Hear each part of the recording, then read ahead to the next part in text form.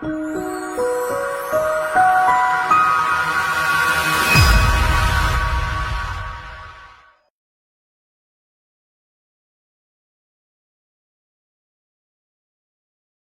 Mother's Day to all. I, Ravina Soni, welcome you all to the Tacky Mom Season 2 initiated by iVipnin. We are living in the world of ever-growing and ever-expanding technology. With this, it is a smart move to use it. This is especially true for our mother, or we can say a techno-savvy mother, who are trying to juggle being a mother, taking care of family, children, house, at the same time balancing their professional as well as personal life. So today we would be meeting to such tacky mom. Those will be sharing their experiences and will let us know the importance of technology in their day-to-day lives. Miss Sonal Biani, she is an investment banker and business consultant. She works with a large corporates in their fundraising, SME IPOs space and consult them in a growth strategies. She had worked in Mumbai for the 10 years and after studying Delhi, she is an engineer, MBA and CFA by qualification. She is also an active angel investor and a mentor at various startup events. She runs co-work at Thriving Working Space based in Vesu, Surat. So let us meet her.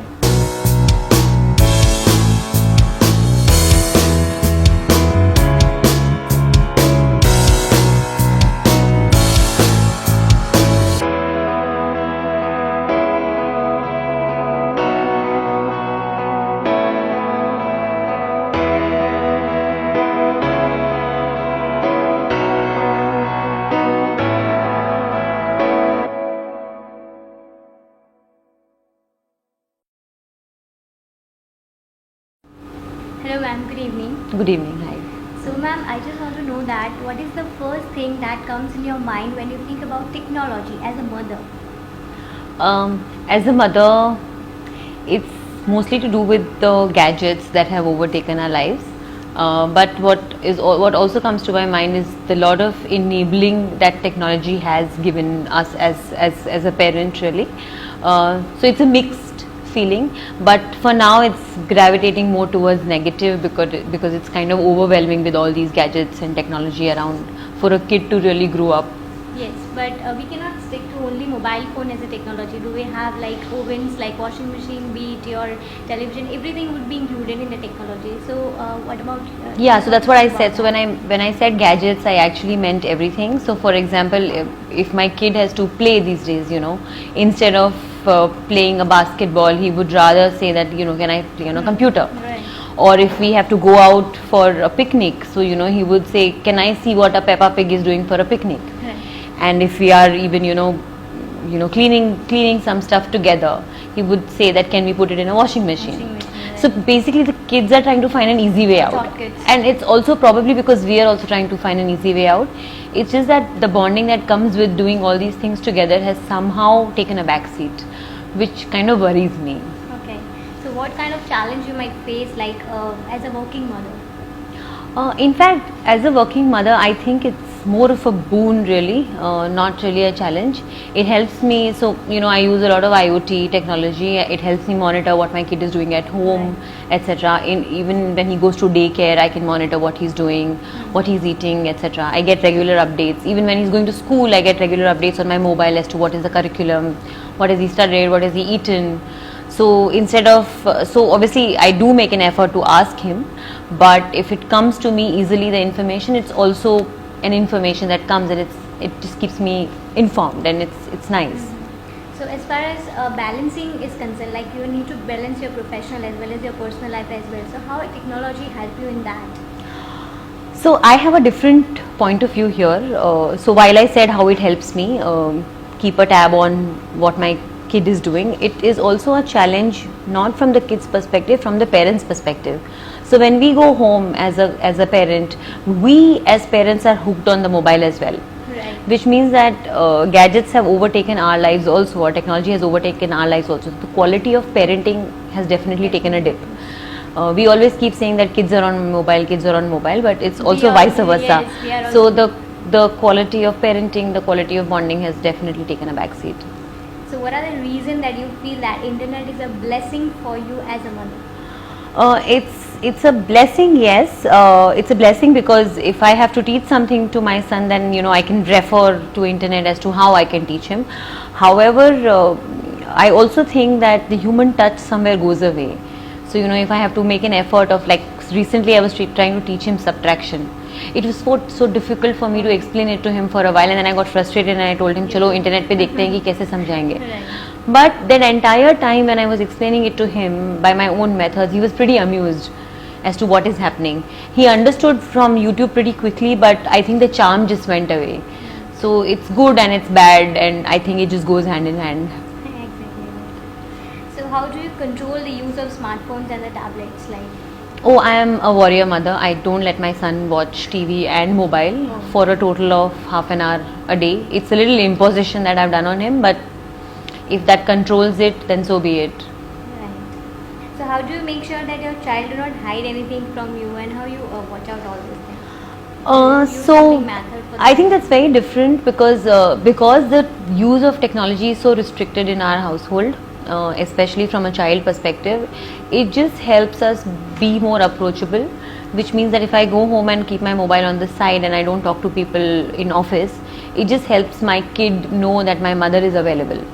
And when I'm available, it just keeps the door open. That means that he can share whatever he wants to. And of course, there is always this thing that my mother is going to scold me if I share something naughty that I did. I think that's a way of communicating with the kids. If you do it properly, they'll always come and tell you.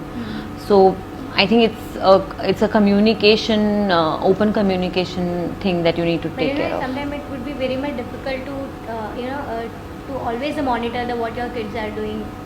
And I don't think you should do it either, because when we were kids and parents hardly noticed what we were doing. So we were gone for 2 hours and the parents wouldn't even notice. In fact, they were glad. Yes, but as far as our is concerned, like, we are living into that era where the technology was not there, the internet was not there, and we were playing at the grounds and everything. But now the internet have, of course, two sides. So we also have to be worried about that dark side as well. So what do you think about that? So I am not too worried really, and I may have a different opinion than a lot of different mothers, because I would be more than happy if the kid is going to a neighbor's house or playing in the society compound all by himself. As far as monitoring is concerned, I think there is enough monitoring, because at school they are monitored, at home there is mother-in-law. My camera is my mother-in-law basically, so she monitors him for me, and that's a good support system that I have. So I think I've never faced a challenge in terms of really monitoring what the kid is doing.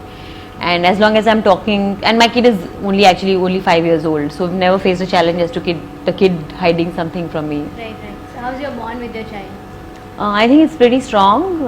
I rank number 1 on his list. Okay, that's great. So in the era of this growing use of technology, how do you make sure that your child should understand that what is the relationship, what is the values of being to be with their families and everything? I'm not from Surat, I'm from Bombay. We lived in Bombay for 10 years. My kid was 1.5 years old while we were in Bombay, and we decided to be in a joint family instead of in a nuclear family, so that the kid could have those values, and that kind of is a boon that we've got, because we made a decision to move back. That's one, and what we are also doing is that we are also helping my in-laws or his dada dadi to understand technology, so that they can bond well. So while it is a step back, a step forward for them in terms of using technology, so they get to explore what is new in this world and get to bond better with us as well as their grandson. So I think it's two ways. You'll also have to explain them the use of technology. Like many times it's happened that like हमारे बच्चे like room में होते हैं, text करेंगे but like good morning का या birthday wishes या whatever. But वो जब physical contact की जब बात आती है, तो even they would try to reduce that. So I think it is more to do with what parents do. If that's what the parents are doing, the kids are going to follow that pattern.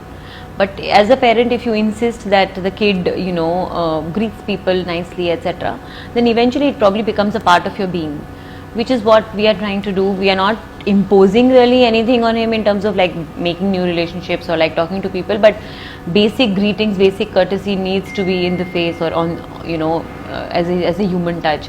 So I think that just comes from your surroundings, the way the parents are dealing. So we try to do that so that he copies us. So what kind of suggestions that you wanted to give to the today's parents, like you should do that and you should not do that? One thing that I find very disturbing is that every time we go to a restaurant, there is a kid huddled in a corner watching a mobile or playing on a gadget, and the parents are trying to shush the kid because the kid is trying to disturb them. The reason the kid is trying to disturb you is not because the kid wants to disturb you, because he already feels underattended. Right. So if you give him enough attention in the beginning, he will probably not disturb you. And that trend is probably being inflicted by us as parents, not from kids, because kids will probably not know how to behave if you don't tell them how to behave. And we are encouraging them, दूध पीना है ये लो, ये ले लो. That's a bribe you are paying, and then the kid gets used to it, and then you get irritated that the kid is using it all the time. It's because you thrusted it on him. And that's the control that probably we as parents need to do. That is something that I find really, really disturbing. You mean to say that decision making should be given to them at the initial stage, like ये करना है कि वो करना है? I think decision making should be given to everyone at all stages of life. If they don't want to eat, they don't want to eat, because eventually if the kid is going to be hungry, he's anyways going to come. So if you keep like roaming around with the begging bowl in front of the kid, ये खा लो, ये खा लो, I think it's a waste of your time and the kid's time. अगर खाना होगा तो खा लेगा, and भूखा रहेगा तो it's okay, no one sleeps hungry, so he will probably walk up to you and say कि भूख लगा है. So I think they should have a freedom of making decisions, and obviously not freedom of like jumping from 6 stairs, because that's unsafe, but as long as you can give them the freedom of what clothes to wear, when to play, when to sleep, what to eat, I think that should be enough. So thank you so much for being You're with welcome. us. Thank you.